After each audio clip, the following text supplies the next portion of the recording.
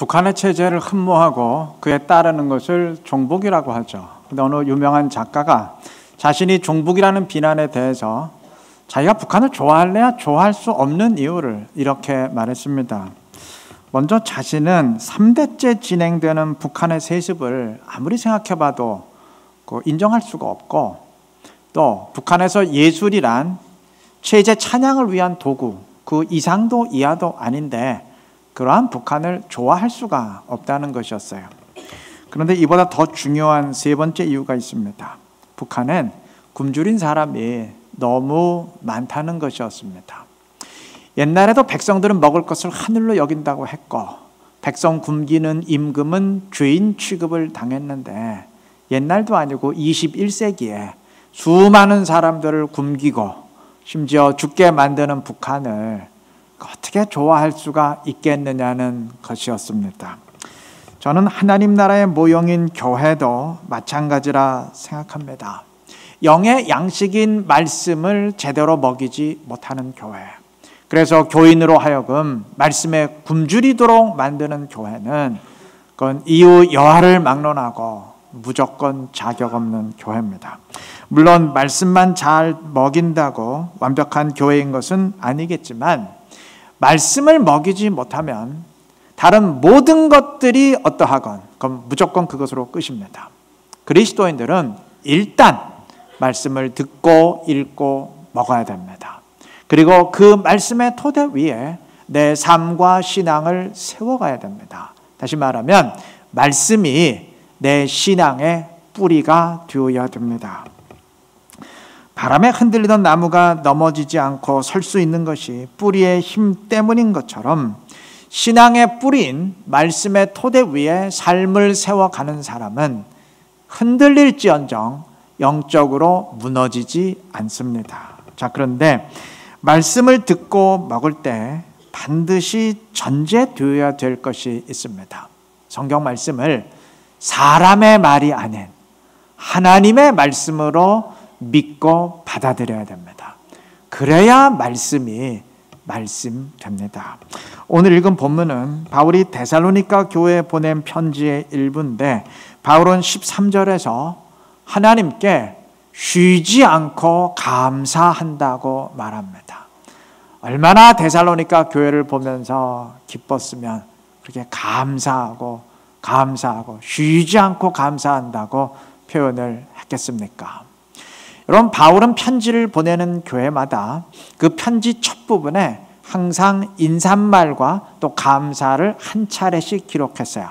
그런데 유독 데살로니가 교회만큼은 첫 부분의 감사뿐만 아니라 편지 중간에도 거듭 반복해서 감사와 감사를 표현했습니다. 그만큼 데살로니가 교회의 모습이 바울이 보기에 영적으로 참 흡족하고 아름다웠다는 의미겠죠. 자, 그러면 이 교회가 그토록 훌륭한 교회를 이룰 수 있었던 이유가 무엇일까요? 바울은 13절에서 하나님께 감사한 다음에 그 이유를 한마디로 요약합니다. 너희가 우리에게 들은 바 하나님의 말씀을 받을 때에 사람의 말로 아니하고 하나님의 말씀으로 받음이니. 바로 이것입니다. 성경 말씀을 사람의 말이 아닌 하나님의 말씀으로 믿고 받아들였기 때문입니다. 이것은 바울 자신도 마찬가지입니다. 바울 사도 역시 자신이 그 전하는 말이 하나님의 말씀이라는 사실을 확신했습니다. 그래서 2장에서만 보더라도 바울은 계속해서 자신의 메시지를 자기의 말이 아닌 하나님의 복음이라고 강조합니다. 2절 말미에서도 하나님의 복음을 너희에게 말하였노라 했고, 또 9절에서도 밤낮으로 일하면서 하나님의 복음을 전했다고 고백합니다. 그리고 지금 방금 읽은, 우리가 본문을 읽은 13절에서도 두 번 반복해서 자신이 전한 메시지를 사람의 말이 아닌 하나님의 말씀이라고 강조했습니다. 자, 그러니까 말씀을 전하는 바울도 그것을 하나님의 말씀이라고 확신했고, 말씀을 받는 데살로니가 교회 사람들도 그것을 사람의 말이 아닌 하나님의 말씀이라고 믿고 받아들였습니다. 그렇게 할 때 어떻게 되었느냐? 13절 그 다음 부분입니다. 진실로 그러하다. 이 말씀이 또한 너희 믿는 자 속에서 역사하느니라. 이 말씀이 이들 가운데 살아계신 하나님의 말씀으로 역사하게 되었습니다. 여러분, 말씀은 살아있습니다. 근데 언제 역사하느냐? 그 말씀을 내가 하나님의 말씀으로 믿고 받을 때 그 말씀이 우리 심령 가운데 살아 역사하게 되는 줄로 믿습니다. 오늘 우리 마찬가지입니다. 말씀을 들을 때 그리고 성경을 읽을 때 그걸 인간의 말로만 여기면 그저 언어와 문자에 지나지 않아요. 그러나 그 말씀을 나에게 주시는 하나님의 살아있는 말씀으로 살아계신 하나님의 말씀으로 믿고 받을 때 그 말씀이 오늘 우리의 삶과 심령 가운데 역사하게 되는 것입니다. 하나님의 말씀을 하나님의 말씀으로 받아들이고 그 말씀의 토대 위에 굳게 설 수 있는 지혜로운 우리 모두가 되시기를 바랍니다. 성경이 인간의 말이 아니라 하나님의 말씀이라는 사실은 몇 가지 사실을 전제합니다. 먼저 하나님의 말씀이기 때문에 인간의 말이 아니고 하나님의 말씀이기 때문에 인간의 일상적인 생각과는 다를 수 있습니다. 여러분, 세상 살다 보면 우리 사람들끼리의 대화도 뭔가 소통이 안 되고 꼬일 때가 있죠. 이게 남의 말이기 때문에 내 생각과 다를 수 있습니다. 같은 인간들끼리도 이런데 하물며 인간과는 달라도 너무나 다른 하나님의 말씀이 어떻게 매번 내 생각과 정확히 일치할 수가 있겠습니까? 다를 때가 있는 것이 그게 당연한 거 아니겠습니까? 때문에 그의 말씀을 인간의 사고방식으로만 대해서는 안 됩니다. 성령을 내 안에 모시고 주님의 마음으로 읽어야 됩니다. 또 말씀을 표면적으로만 겉에서만 읽지 말고 그 말씀 깊이 들어가서 읽어야 됩니다. 그리스도의 부활 이전에 유대 군중들은 물론이거니와 심지어 예수님의 제자들도 십자가 말씀을 믿지 않았어요. 거부했습니다. 근데 어찌 보면 당연해요. 당시 유대의 사고방식으로 메시아는 절대 죽어서는 안 되는 분이었습니다. 대신 이방을 다 물리치고 로마도 다 정복하고 영원한 유대 나라를 세워주셔야 될 분이었어요. 이러한 사고방식으로 말씀을 대했으니 그 십자가 죽음을 받아들일 수 있겠습니까? 사탄아 물러가라는 책망을 받는 게 당연하죠. 그러나 이들이 성령을 모시고 주님의 마음을 품게 되었을 때, 그래서 말씀 깊이 들어가서 이사야서를 비롯한 성경의 말씀들을 대하게 되었을 때, 그때 자기들의 사고방식을 벗어나서 말씀을 온전히 깨닫게 되었습니다. 유럽에 있는 성당들의 창문은 대부분 그림으로 장식된 창문인 스테인글라스로 되어 있는 경우가 많습니다. 거의 대부분 그렇습니다. 근데 이 스테인글라스는 그냥 보면은 별로 아름답지 않아요. 그냥 어둡고 칙칙한 경우가 대부분입니다. 그것의 아름다움을 확인하려면 건물 안으로 들어가 보아야 됩니다. 안에 들어가서 빛에 투영되는 스테인글라스를 보면 그때 비로소 아름다움을 확인할 수 있습니다. 창문을 왜 이런 식으로 만들었는지 그때 이해하게 됩니다. 하나님의 말씀도 이와 같을 때가 많습니다. 얼핏 보기엔 말이 안 되는 것 같고 이대로 순종하면 답답한 삶이 될 것 같을 때가 많아요. 말씀을 표면적으로만 겉에서만 보았기 때문에 말씀 안으로 깊이 들어가서 보아야 됩니다. 성령을 내 안에 모시고 성령에 의해 투영되는 말씀을 보아야 됩니다. 그때 그 말씀이 답답한 말씀이 아니고 나를 살리고 내 영혼을 살리는 생명의 말씀임을 깨닫게 될 것입니다. 자기를 부인하고 자기 십자가를 지라 주님 말씀하셨어요. 그냥 읽으면 글쎄요, 고차원적인 말씀인 건 알겠는데 현실성은 없다고 여기게 됩니다. 아니, 자기를 주장하고 치열하게 싸워도 살기 힘든 이러한 현실에 자기를 부인하고 죽이면서 어떻게 살아가는 말이냐, 무시하게 됩니다. 그러나 성령과 함께 말씀의 세계 속으로 들어가게 되면, 그래서 이 땅만 생각하던 차원에서 하늘나라까지 연결시켜서 생각하게 되면 그 말씀이 진리의 말씀임을 깨닫게 됩니다. 성령을 내 안에 모시고 말씀 안으로 깊이 들어갈 수 있는 우리가 되어야 될 것입니다. 자, 그 다음에 하나님의 말씀으로 받아들인다는 것은 그 말씀을 절대적으로 순종한다는 것을 의미합니다. 사람의 말이라면 우리가 거부할 수 있겠지만 하나님이 직접 명령하시는 하나님의 말씀이라면 이건 절대적으로 순종해야 되지 않겠습니까? 여러분, 하나님의 말씀이라고 언제나 내 마음에 맞는 게 아니에요. 진노의 말씀만 나를 거북하게 만들고 뜨끔하게 만드는 게 아니고, 때로는 사랑의 말씀이고 은혜의 말씀인데도 나를 굉장히 불편하게 만들 수 있습니다. 탕자를 영접해 주신 아버지의 언행은 물론 은혜지요. 그런데 큰아들에겐 한없이 불편한 말씀이었어요. 잠깐 동안만 일한 일꾼들에게도 똑같이 한 데나리온씩을 지급하는 그 포도원 주인의 모습이 분명 은혜지요. 그런데 하루 종일 일한 일꾼들에게는 상당히 기분 나쁜 사실이었습니다. 높아지려거든 낮아지라. 이 말씀이 천국의 원리를 선포하는 진리이지만 스스로 높다고 생각하는 자들에겐 굉장히 기분 나쁜 말씀입니다. 근데 왜 기분 나쁜 것을 모르느냐? 그냥 우리가 무시하면서 살고 있기 때문에 그래요. 그러니까 불편하지 않을 뿐이지, 정말 제대로 순종하려고 하면 한없이 불편한 말씀일 수 있습니다. 때문에 언제라도 이 말씀은 사람의 말이 아니라 하나님의 말씀이라는 분명한 의식이 있어야 됩니다. 내가 이 말씀을 무시하며 살겠다, 그냥 말이 그렇단 얘기지, 그러면서 살겠다, 그럼 그렇게 의식하지 않아도 돼요. 우리가 책 읽으면서 기분 나쁠 이유 없잖아요. 그러나 정말 이 말씀대로 순종하며 살겠다, 진짜 신앙 소유하겠다, 그러면 반드시 이 말씀이 하나님의 말씀이라는 사실을 인식해야 됩니다. 그래야 순종할 수 있지, 그렇지 않고서야 어떻게 그 불편한 말씀을 끝까지 순종할 수 있겠습니까? 아울러 그리스도인들은 하나님의 말씀이 불편하지만 내가 감내하겠다, 이런 차원이 아니고 불편한 것이 정상이다, 그래야 제대로 된 거다, 이렇게 생각할 수 있어야 됩니다. 또 그게 사실입니다.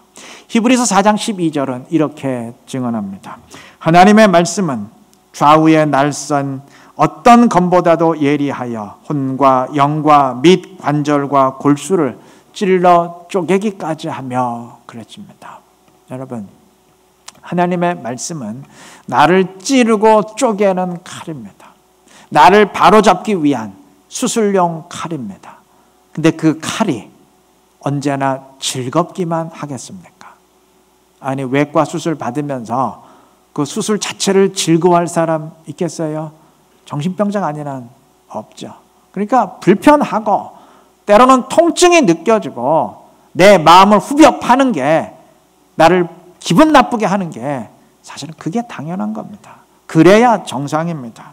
그럼에도 환자가 수술을 받는 것은 그것이 나를 살리는 길임을 알기 때문입니다. 하나님의 말씀이 그렇습니다. 때론 불편하고 부담될 수 있어요. 그게 정상이에요. 그럼에도 그 말씀대로 순종하는 것은 그것이 나를 살리는 길임을 알기 때문입니다. 환자는 이 수술이 얼마나 우아하냐 멋지냐 그것 따지지 않아요. 피가 철철 흐르고 부담이 돼도 그것이 나를 살리느냐 죽이느냐 그걸 따집니다. 하나님의 말씀을 대할 때도 마찬가지예요. 내 마음에 맞느냐 불편하냐 그게 중요한 게 아니에요. 나를 살리느냐 죽이느냐 그걸 따져야 됩니다. 그렇게 하시기 바랍니다. 오늘부터 말씀을 대하는 기준을 아예 바꾸시기를 바랍니다. 목사의 설교를 들을 때도 기준을 바꾸세요. 내 마음을 흡족하게 하느냐 내 마음을 좀 불편하게 하느냐 그게 중요한 게 아니에요. 이게 정말 나를 살리는 하나님의 말씀이냐 아니냐 그렇게 따지시기를 바랍니다. 그래서 생명의 말씀을 통해서 내 영을 살리고 영적인 변화와 성장을 이루어갈 수 있는 지혜로운 우리 모두가 되시기를 바랍니다.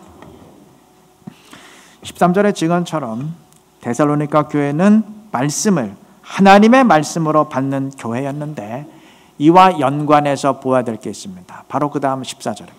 14절의 증언처럼 이 교회는 또한 신앙의 모범들을 잘 본받고 자기 것으로 흡수하는 교회였습니다. 14절 증언입니다.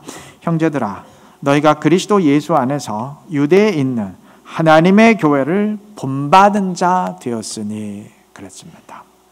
이들은 먼저 믿은 유대 기독교인들의 신앙을 본받고 자기 것으로 만들었어요.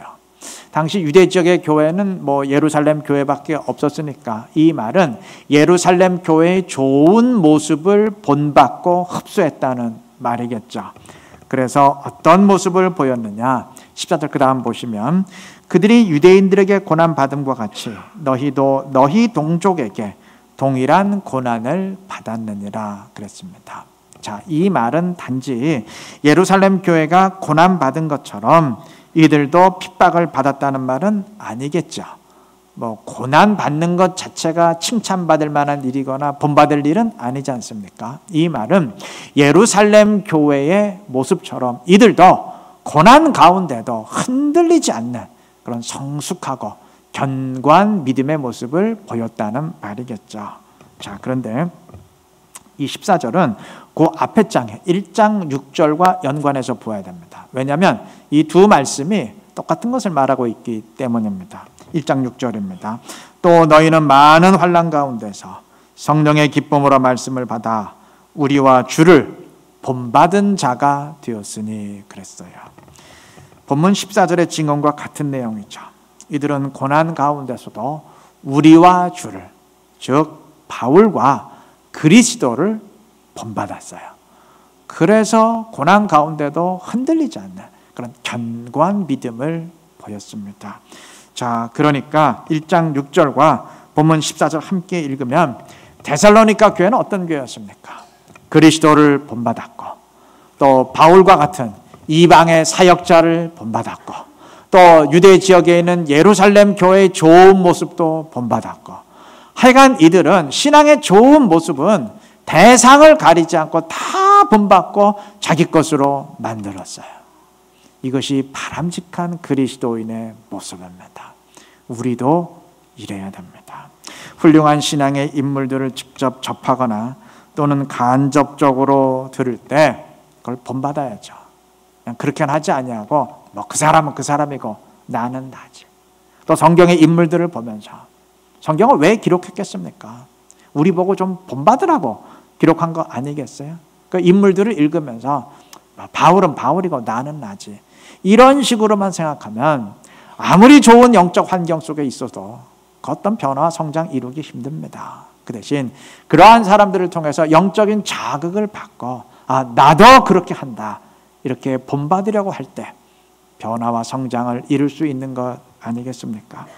자, 그런데 데살로니가 교회는 잘 본받았는데 그냥 본받는 차원에서 끝난 게 아니에요. 그 다음 1장 7절은 이렇게 증언합니다. 그러므로 너희가 마게도냐와 아가야에 있는 모든 믿는 자의 본이 되었느니라. 여러분, 이들은 본을 잘 받았어요. 그 다음엔 본을 받고 성장해서 다른 지역의 그리스도인들에게까지 본이 되어 주었습니다. 그러니까 보고 배우는 수준에서 이제는 가르치는 수준으로 좋은 영적 영향을 받고 수용하던 수준에서 이젠 성장해갖고 반대로 좋은 영향을 주는 수준으로 변화되었다는 얘기예요. 이러한 교회였으니까 바울이 감사하고 또 감사하지 않았겠습니까? 우리도 이러한 교회 만들어야 되지 않겠습니까? 중세의 3대 발명품이라 말하는 종이, 화약, 나침판은 모두 중국에서 만들어졌다고 합니다. 그래서 중세 시대까지만 하더라도 중국이 유럽 나라들보다 오히려 문명이 앞섰대요. 그런데 왜 나중에 반대가 됐느냐? 유럽은 중국을 통해서 앞선 문명을 받아들인 다음에 잘 흡수했어요. 그리고 그것을 나름대로 더 개발하고 발전시켜서 나중에 되레 중국을 능가하고 정복하게 되었습니다. 정확한 비유는 아니지만 우리도 영적으로 이럴 수 있어야 됩니다. 처음엔 영적인 본을 잘 받아야죠. 처음엔 배우는 거죠. 잘 흡수해야죠. 그 다음엔 성장해서 이제 영적 도움을 받는 수준에서 주는 수준으로, 물고기 수준에서 어부의 수준으로 성장해야 됩니다. 그때 하나님을 기쁘게 하는 우리가 되지 않겠습니까? 자, 그런데 데살로니가 교회가 이렇게 될 수 있었던 그 근본적인 이유가 무엇일까요? 이렇게 본을 잘 받고 나중엔 본이 되는 교회로, 이렇게 하나님을 기쁘게 하는 교회를 이룰 수 있었던 그 이유가 무엇일까요? 1장 6절 다시 한번 보시면, 또 너희는 많은 환난 가운데서 성령의 기쁨으로 말씀을 받아 우리와 주를 본받은 자가 되었으니 그랬습니다. 여기 이들이 성령의 기쁨으로 말씀을 받아 그랬어요. 그래서 주님도 본받고 바울도 본받는 자가 되었다는 얘기입니다. 이것입니다. 바로 이것이 이들이 변화하고 성장하고 물고기 수준에서 어부가 될 수 있었던 근본적인 이유입니다. 이들은 말씀을 대할 때 성령의 기쁨으로, 성령 안에서 말씀을 받았어요. 아까 말씀드린 것처럼 그래서 말씀을 하나님의 말씀으로 받았습니다. 그랬기 때문에 이들이 변화하고 성장하고 이젠 더 이상 도움받는 교회가 아니라 영적인 도움을 모든 지역의 사람들에게 미치는 그런 훌륭한 그리스도인으로 성장할 수 있었던 것입니다. 여러분, 이들은 인간의 사고방식으로 말씀을 받지 않았어요. 인간의 생각으로 말씀을 받았다면 고난 가운데서 원망과 불평밖에 더 했겠습니까? 극심한 핍박 가운데 아유 고만 예수 믿자, 신앙을 포기하고 싶은 생각밖에 더 들었겠습니까? 그런데 이들은 말씀을 성령 안에서 받았어요. 하나님의 말씀으로 받았습니다. 그러했기에 고난 가운데서 위축된 게 아니라 오히려 더 성장해서 하나님의 영광을 드러내는 교회를 이룬 것입니다. 여러분, 내 신앙이 지금 어떠하냐, 그리고 앞으로 어떻게 될 것이냐 하는 것은 내가 말씀을 어떤 자세로 받느냐, 그것과 직결됩니다. 이게 표현만 다를 뿐이지 사실은 같은 말이에요. 말씀을 하나님의 말씀으로 받는 자, 성령 안에서 말씀을 대하고 말씀 안으로 깊이 들어가는 자들은 변화를 이룹니다. 말씀이 그의 심령 안에 역사하기 때문입니다. 말씀을 하나님의 말씀으로 대하시기를 바랍니다. 하나님의 말씀이니까 하나님의 말씀으로 받으시기를 바랍니다. 그래서 주님 안에서 변화와 성장을 이루고 주님의 뜻과 비전과 계획을 함께 이루어갈 수 있는 우리 이루는 게 모든 성도님들 되시기를 바랍니다. 말씀을 맺겠습니다. 데살로니가 교회는 오늘 말씀드린 것처럼 성령의 기쁨으로 말씀을 받는 교회였어요. 말씀을 하나님의 말씀으로 받는 교회였습니다. 이 교회는 말씀을 받는 태도가 온전했던 교회예요. 정말 말씀을 잘 올바른 태도로 받았던 교회입니다. 근데 한 가지 더 생각할 게 있어요. 이 교회는 말씀을 잘 받기만 한 것이 아니었어요. 1장 8절은 이렇게 증언합니다. 주의 말씀이 너희에게로부터 마게도냐와 아가야만 들릴 뿐 아니라 너희 믿음의 소문이 각처에 퍼졌으므로 그랬습니다. 이들을 통해서 주님의 말씀이 아가야와 마게도냐 다른 지역까지 전달되었습니다. 그러니까 1장 6절과 8절을 붙여 읽으면 데살로니가 교회는 먼저 말씀을 성령 안에서 하나님의 말씀으로 잘 받았어요. 받기를 잘 받았어요. 그런데 후에 받은 말씀을 다른 사람들에게까지 전해 주었습니다. 그러니까 처음엔 잘 받았고 그 다음엔 잘 전해 주었습니다. 이 두 가지가 완벽했어요. 여러분, 바로 이것이 말씀의 신앙의 완성입니다. 말씀 중심의 신앙, 말씀 중심의 신앙 그러는데 말씀 중심의 신앙의 완결이 바로 이것입니다. 하나님의 복음은 내가 듣고 구원받는 것으로 완성되지 않아요. 내가 받은 복음을 나만 받는 게 아니고 후에 다른 사람에게까지 전해줄 때 그때 그 복음이 완성됩니다. 나를 향한 하나님의 은혜는 마찬가지로 내가 그 은혜를 받음으로써 완성되는 게 아닙니다. 그 은혜에 감사하면서 역시 다른 이들에게 나눌 때 그때 주님의 은혜가 완성되는 줄로 믿습니다. 우리 모두 이렇게 하시기를 바랍니다. 그래서 말씀을 하나님의 말씀으로 잘 받을 뿐만 아니라 다른 이에게도 전함으로써 내 받은 은혜 끝 다 전함으로써 말씀을 완성하고 은혜를 완성하고 복음을 완성하고 주님의 뜻을 함께 이루어갈 수 있는 신실한 우리 모두가 되시기를 그리스도의 이름으로 축원합니다.